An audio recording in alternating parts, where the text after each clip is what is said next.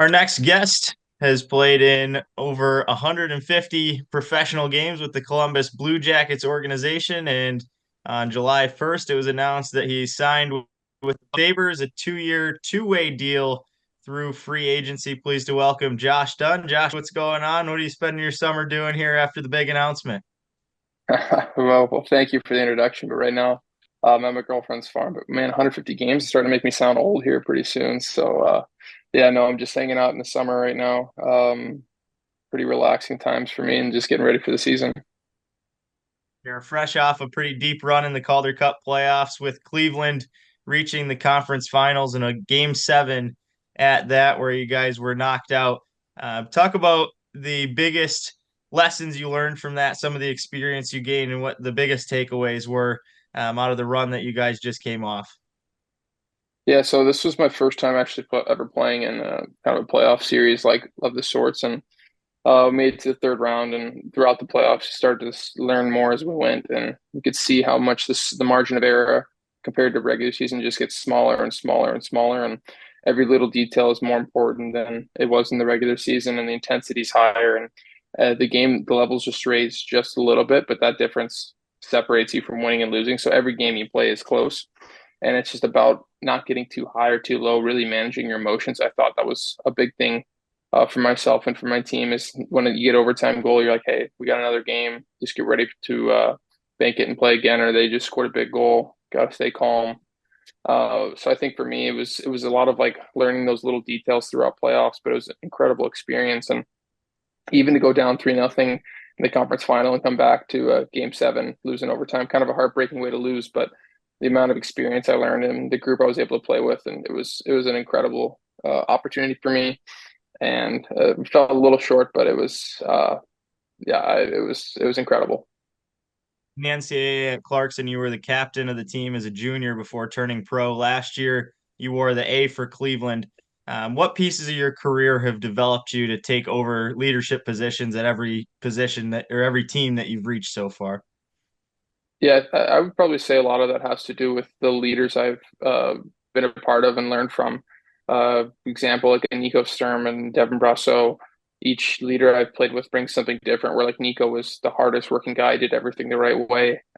Never complained if he said something, he backed it up. And Brasso did an incredible job of bringing the group together and making us part of a team. So I just pick up things throughout my time, and I learned from a couple of my coaches as well. You have to be a leader in the best way you can be. Don't be anything that you're not. So if you're a vocal person, be vocal. If you're quiet, be quiet. If you're a happy person, be happy. So I think it's fine tuning it to who you are and how you can impact the team. And it was an incredible experience both at Clarkson and this year my first time being a assistant captain and pro. It just to learn the different dynamics and to continue to try to improve and become a better leader each day for your team. What would you say was your biggest adjustment when going from the college to the professional level?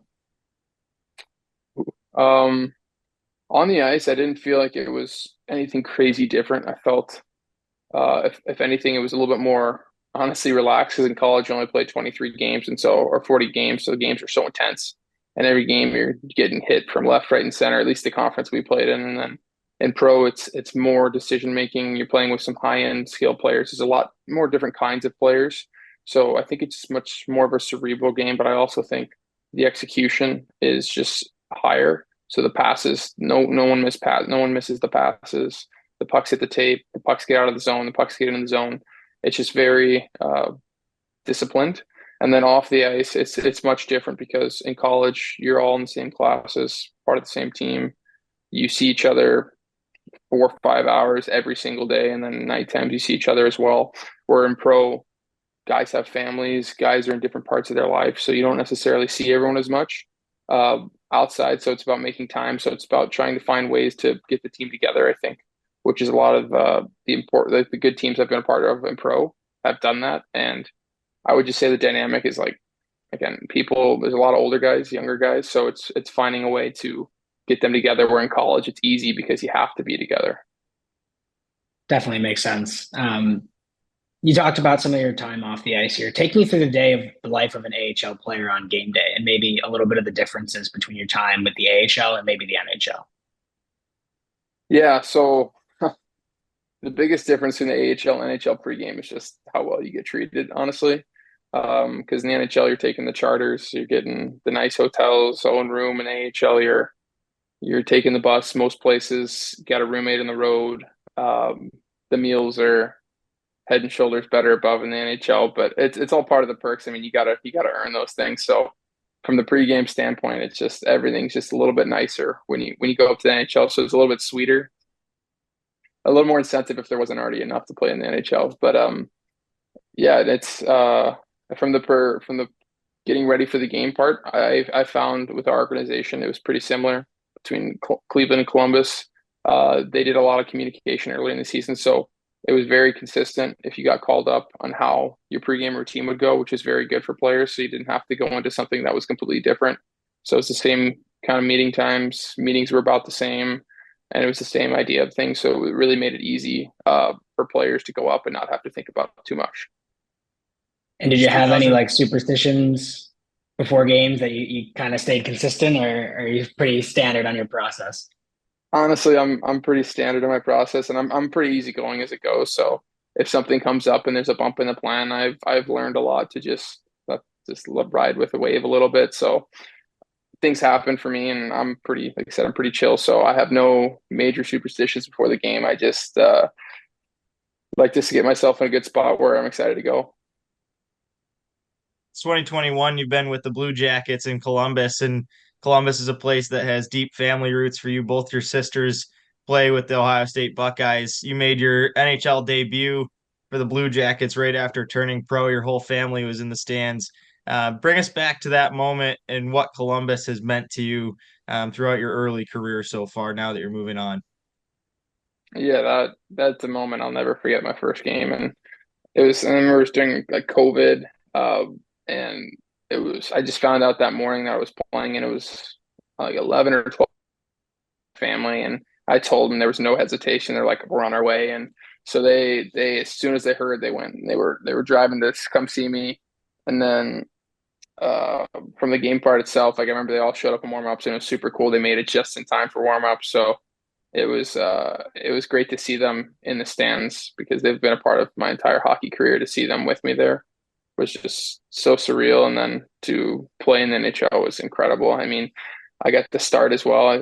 Wes McCauley was a ref, and Jamie Benn was taking a face off against, and it's just like, wow, like this is incredible. And then he ended up beating me clean on the face off, and I was like, okay, now we're going. So no, it was an awesome moment, something I'll never forget. And I was so thankful for my time in Columbus. I know um, I had some injuries there throughout my time there, which was tough, but I was able to learn through some of that on and off the ice. So I think I'm thankful for the opportunity because I'm in a better spot now than I probably could have been. So I'm again thankful for the opportunity I had in Columbus and was fortunate for those games that I did play, and really fortunate for my time in Cleveland. I loved playing there, loved the coaching staff.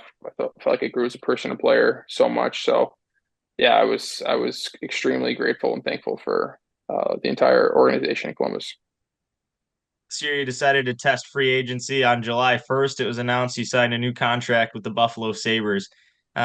We hear all kinds of stuff about the management side through the media going into free agency. Talk about the free agency process, what that looks like from the player's standpoint as you had to navigate this process. Yeah, so I lean on my agent a lot for this because he has a very good experience with free agency and a lot of these teams, and he's got quite a few clients in the NHL, and he's had clients play in Buffalo. And I think for me, it worked out with the interest and opportunity, and the fact where in Cleveland I played Rochester probably more than any team I've played in the AHL period. So there's a lot of familiarity, and I understand the way they want to play, how they are, and it just felt like a really good fit for where I am in my career to go to a place with a lot of up and coming prospects, and a place where they're going to be very good. Stood out to you most about the Buffalo organization that helped make that decision outside of, playing against them quite a bit? I think it was just the interest. That was a big part for me. Like they were the first team in on me. They're most interested from day one throughout the entire process. Uh, they meant what they said to back it up. So I think for me, it was nice to hear that, to say that, to show me where I can be a part of the organization. And yeah, I think for me, it was just the pitch they had was genuine and everything they said they meant. So I think for me that was most important. It reminded me of similar to Clarkson, where they were in on me from day one when I went to Clarkson, and there was no hesitation. And so I think for me that was important. Looking forward, what are some expectations you have for your new team, and also some goals that you're looking to accomplish for yourself? Oh, that's tough. I don't know if I have any expectations right now. I just think for me, going into a new place where I don't know many people is just to get to know these people, get acclimated, and uh, I guess contribute however I can help in the organization, and just continue to improve as a player. And for me, that's the two most important things: is to be a good teammate and get better. So uh, for me, it's nothing too crazy right now. But as I get closer to camp, I might have some more specifics. But in general, I just want to get to know the guys, help however I can help, and become a better player along the way. Talking about your game currently, if you could take a single skill from a player in the league, whether it's past or present, what do you think you would want to add to your game currently? I think it'd be hard not to take McDavid's speed or McDavid's like quickness. Like the way he can skate is incredible, and how he can turn on a dime, and he's skating one way and then crosses over and goes the other way. So for a player who's a big body, skating like McDavid would be probably the one thing that I wish I could do. Yeah, I think you're not the only one on this call who would be wanting to skate like Yeah, McDavid for sure. I Um, bet. what's one thing off the ice that fans should know about you? Uh, that's I'm I'm easygoing. I like to have a good time, get along with everyone. I come from a big family. Um, I love the communication aspect and getting to know people and being in social environments. So for me, it's just I'm happy go lucky and always try to bring the mood up in the locker room and with the fans. So yeah, I think that's something simple. I guess I'm just easygoing and like to have a good time. So. Definitely, it makes it a lot easier to throw a letter on the front of your jersey for sure. What's one piece of advice you'd give to a young hockey player who's trying to navigate their way and make the league? I know there's a lot of different players right now trying to go through different avenues. It's not always just a standard process of getting drafted, going straight to the league, and you've kind of shown that. So, what's one piece of advice you'd give to a player who's trying to navigate their way to the NHL? Yeah, I think for me the most important thing, especially as a younger kid, is the working hard, but also the focusing hard with the habits. And everyone develops at different times, and I've seen it. I've played with guys who are the best at 12, who are the best at 16 that aren't playing anymore. And I've seen guys who weren't very good at that age, and now they're in the NHL full time and they're incredible players. So I think you just have to keep working, and you have to outwork everyone. And I think the competitiveness is something that's helped me a lot. And I've seen the best players in the world, they're so competitive, that they just push themselves and they want to be the best. So I think the working hard and trying to be competitive to these other players and believing it along the way, and understanding that just because you're not there at 15 doesn't mean you're not going to be there at 20, which means you're not going to be there at 25. So just to never give up with that. And I know it's a very cookie cutter answer, but it's true. I've seen it. It's to not give up, to be consistent, to work on those details, and to work really, really hard and try to out compete everybody. Josh, appreciate the time here. You said you're out on the farm with Ella. What's the rest of the summer got booked for you before you get back in action? Well, we're gonna head out to Connecticut. There's a trainer out there we're gonna go out with, and so we're gonna stay out there for a couple months, and then see some family out there, and it'll be pretty relaxing. Just going to the gym and uh, maybe some golf, maybe visit this New York City, a couple things like that of the sort. But yeah, it'll be pretty nice for us, and just kind of hanging out and getting ready for the season.